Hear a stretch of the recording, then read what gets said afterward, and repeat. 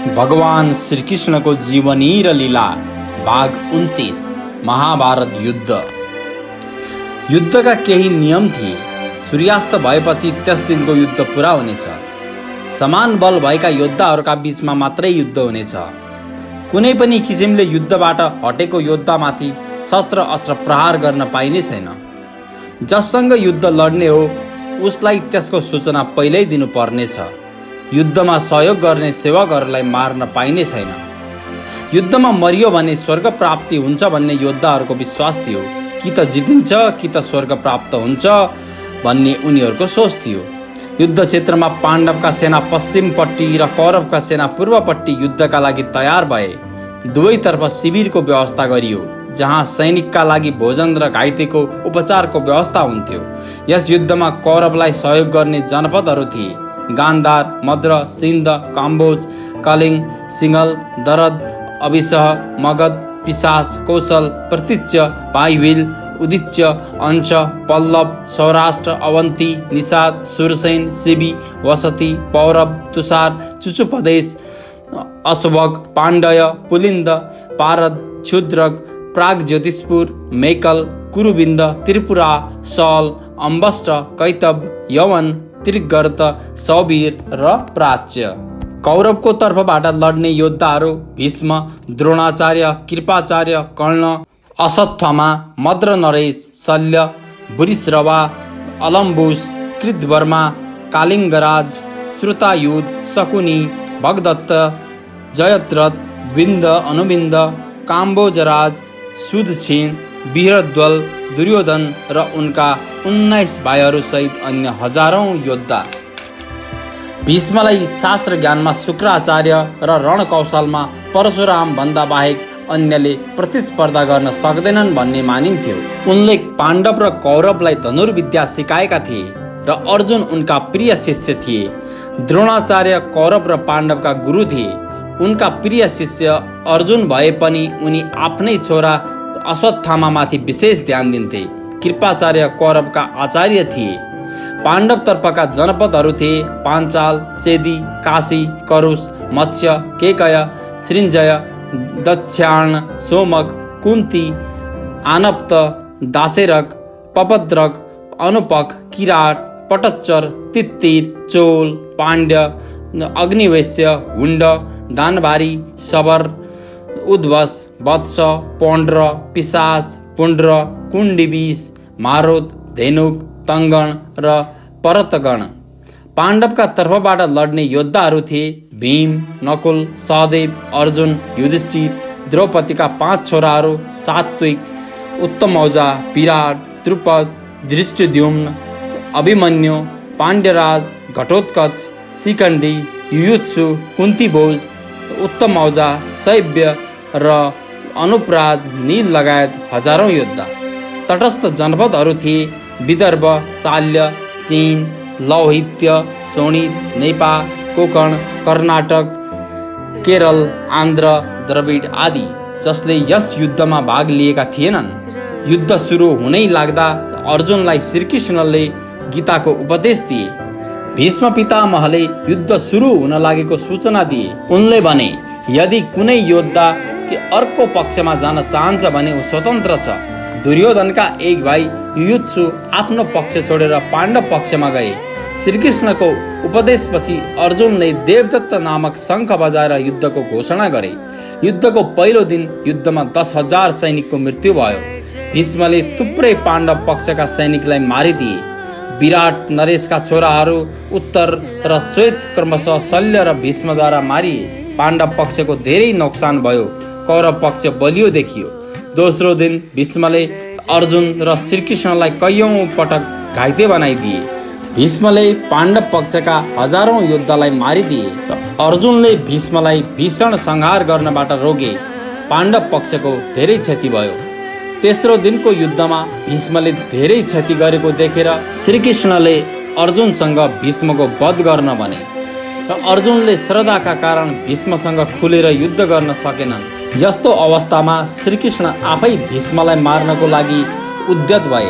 अर्जुनले श्रीकृष्णलाई रोक्दै भने, म सकेको युद्ध गर्नेछु, तपाईँले युद्धमा कुनै पनि हतियार उठाउने छैन भन्नुभएको छ, त्यसैले कृपया रोकिनुहोस्। त्यसपछि बदलामा अर्जुनले कौरव सेनामाथि भयङ्कर आक्रमण गरे। उनको आक्रमणबाट एकै दिनमा सबै प्राच्य, शबीर, क्षुद्रक र मालव क्षेत्रीय गणको मृत्यु भयो। भीमको बाणबाट दुर्योधन अचेत भए। उनका चलाक सारथीले रथ भगाएर उनलाई बचाए। भीमले 100औं कौरव सैनिकलाई मारिदिए। दुवै पक्षले डटेर युद्ध गरे। कौरव पक्षको बढी क्षति भयो। प्राच्य, शबीर, क्षुद्रक र मालवका वीर योद्धाहरू मारिए। चौथो दिन दुवैतर्फबाट थुप्रै सेना मरे। भीमले धृतराष्ट्रका 14 जना छोरालाई मारिदिए। पाण्डव पक्ष बलियो देखियो। 5औं दिन श्रीकृष्णको उपदेशपछि युद्ध सुरु भयो। दुवै पक्षका सैनिकको ठुलो सङ्ख्यामा वध भयो। सात्विकका 10 जना छोरा मारिए। दुवै पक्ष बराबर जस्तै देखिए। 6औं दिन द्रोणका सारथी मारिए। भीष्मले रिसाउँदै पाञ्चाल सेनाको भयङ्कर संहार गरे। 7औं दिन कौरव पक्षको धेरै क्षति भयो। 8औं दिन पाण्डुपुत्र भीमले धृतराष्ट्रका 8 जना छोराको वध गरिदिए। अर्जुनकी दोस्री पत्नी उल्लुपीका छोरा इरावानको बकासुरका छोरा आश्रयश्रङ अम्बलुसद्वारा वध भयो। घटोत्कचले दुर्योधनमाथि शक्तिको प्रयोग गरे। बङ्ग नरेशले दुर्योधनलाई हटाएर उक्त शक्तिको प्रहार आफूमाथि लिए, जसका कारण बङ्ग नरेशको मृत्यु भयो। भीमले धृतराष्ट्रका 17 जना छोराको वध गरिदिए। कौरव पक्षको बढी क्षति भयो। 9औं दिन भीष्मद्वारा अर्जुन घाइते भए। भीष्मले गरेको भीषण संहार रोक्नका लागि श्रीकृष्णले आफ्नो प्रतिज्ञा तोड्नुपर्ने अवस्था आयो। श्रीकृष्ण रथको पाङ्रा बोकेर भीष्ममाथि जाइलागे।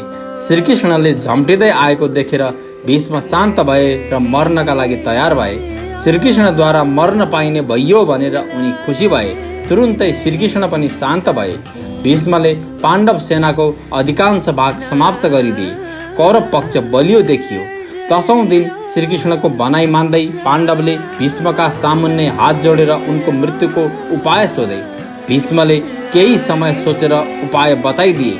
त्यसपछि चर्किएको युद्धमा भीष्मले पाञ्चाल तथा मत्स्य सेनाको भयङ्कर संहार गरिदिए। पाण्डव पक्षले युद्ध क्षेत्रमा भीष्मको सामुन्ने शिखण्डीलाई युद्ध गर्न लगाइदिए। युद्ध क्षेत्रमा शिखण्डीलाई सामान्य देखेपछि भीष्मले आफ्नो अस्त्र त्यागिदिए।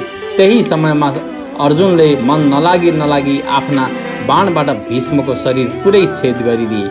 भीष्म बाणहरूको शैयामा पल्टिए। उनले आफू सूर्य उत्तरायण भएपछि मात्रै शरीर छोड्ने कुरा बताए।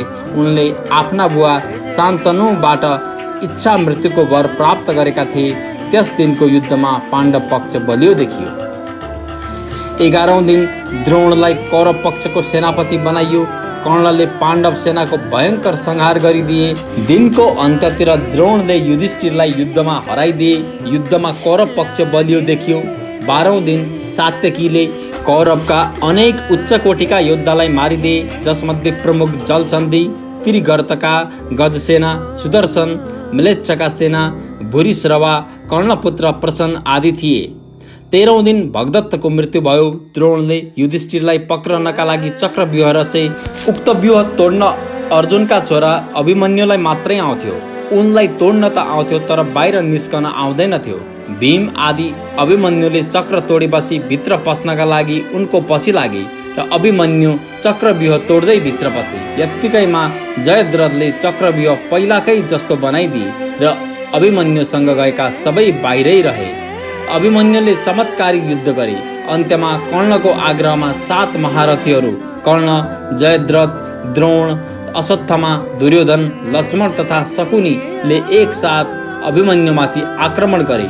दुर्योधनका छोरा लक्ष्मणले अभिमन्युको टाउकोमाथि गदा प्रहार गरे। त्यही गदा अभिमन्युले लक्ष्मणतर्फ फ्याँकिदिए। यसबाट दुवैको तत्कालै मृत्यु भयो। अभिमन्यु मरेको थाहा पाएपछि अर्जुनले प्रतिज्ञा गरे, भोलि सूर्यास्तभन्दा पहिल्यै म जयद्रथलाई मारिदिनेछु। यदि मार्न सकिन भने अग्नि समाधि लिनेछु। त्यस दिनको युद्धमा पाण्डव पक्षले अभिमन्युलाई गुमाए पनि उनीहरू बलिया देखिए। 14औं दिन भूरिश्रवा सात्यकीयलाई मार्न चाहन्थे। त्यही बेलामा अर्जुनले भूरिश्रवाको हात काटिदिए। हात काटिएपछि उनी अर्जुनसँग गुनासो गर्दै भुइँमा बसे। त्यही अवस्थामा सात्यकीले उनको शिर काटिदिए। द्रोणले द्रुपद र विराटलाई मारिदिए। सूर्यास्त हुनै लाग्दा अर्जुनले जयद्रथलाई मारिदिए। 15औं दिन कौरवका सेनापति द्रोणको मृत्यु भयो। उनी पछि कर्ण कौरवका सेनापति भए। 16औं दिन भीमको दुशासनसँग भयङ्कर युद्ध भयो। केही समयमै दुशासनको वध गरेर भीमले उनको छातीको रगत पिए। उनले आफ्नो प्रतिज्ञा पूरा गरे। 17औं दिन श्रीकृष्णको इसारा पाएर अर्जुनले असहाय अवस्थामा कर्णको वध गरे। कर्णको वध भएपछि कौरव पक्षको उत्साह हरायो, मनोबल टुट्यो। शल्य कौरवका प्रधान सेनापति बनाइए। शल्यलाई पनि युधिष्ठिरले दिनको अन्त्यमा मारिदिए। कर्ण, शल्य र दुर्योधनका 22 जना भाइ मारिए।